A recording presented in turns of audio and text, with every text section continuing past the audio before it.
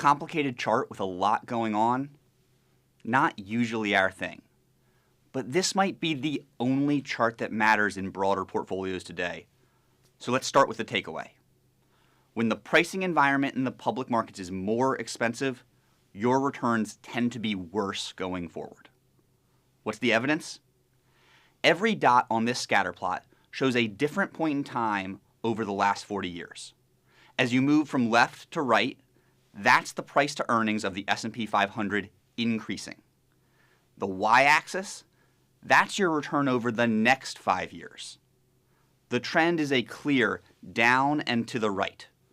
More expensive means worse returns. But let's be more specific. We have only seen one period of time where the public markets were as expensive as they've been recently, between 1998 and 2000. The next 5 years, not so great. And we know what you're going to say. The last 5 years have been expensive and still had great returns. That's true, but how much longer will that continue? So what does this have to do with the private markets? Historically, when the publics have been this expensive, the private markets have often outperformed by an average of roughly 800 basis points per year over the subsequent 5-year periods. We see 3 reasons why. Pricing is less volatile with returns driven by earnings growth.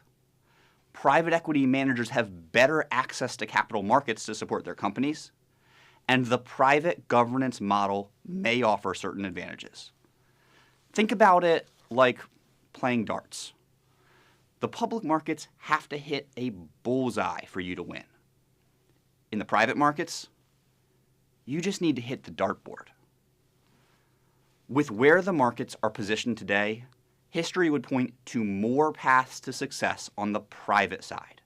And depending on your objectives and risk tolerance, perhaps there has never been a more important time to diversify away from your public market exposure than now.